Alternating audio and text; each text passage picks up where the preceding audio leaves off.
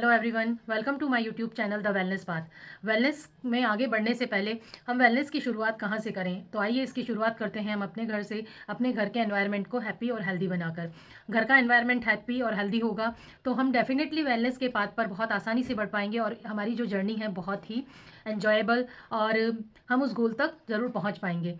घर के एनवायरनमेंट को हैप्पी और हेल्दी किस तरह बनाया जाए। घर में अलग अलग व्यक्तित्व के, अलग अलग स्वभाव के बहुत सारे सदस्य होते हैं और जब हम उनके स्वभाव को एक्सेप्ट करना शुरू करते हैं, स्वीकार करने लगते हैं, तो हमारे घर का जो एनवायरनमेंट होता है वो बहुत हेल्दी होता है और घर के सभी लोग, सभी सदस्य बहुत खुश होते हैं। लेकिन जब हमारी एक्सेप्टेंस में प्रॉब्लम होती है, यानी कि हम उनके स्वभाव को स्वीकार नहीं करते और लगातार अपनी कंप्लेंट्स करते रहते हैं, तो हमारे घर का जो एनवायरनमेंट है वो अनहेल्दी होता जाता है।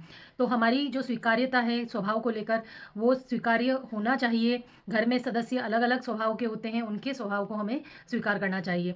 क्योंकि बहुत सी जो हमारे बहुएँ हैं वो ये कहती हैं कि हमारी सासू माँ हमारी माँ जैसी नहीं है, तो वो हो भी नहीं सकती क्योंकि उन्होंने अपना जीवन जिया है।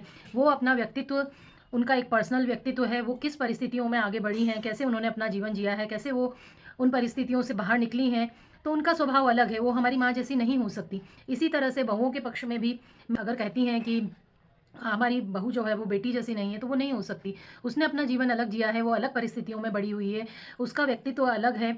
तो हर किसी से किसी की तुलना किया ही नहीं जाना चाहिए। अगर हम ये तुलना, कंपैरिज़न करना बंद करें और घर में जितने भी सदस्य हैं एक दूसरे को रिस्पेक्टफुल रहें, एक दूसरे के प्रति सम्मान उनको दें और उनका जैसा व्यक्तित्व है उसे स्वीकार करें, तो डेफ़िनेटली घर का माहौल बहुत अच्छा, हेल्दी और हैप्पी एनवायरनमेंट होगा और उस हैप्पी और हेल्दी एनवायरनमेंट में सब लोग अच्छे से ग्रो कर पाएँगे।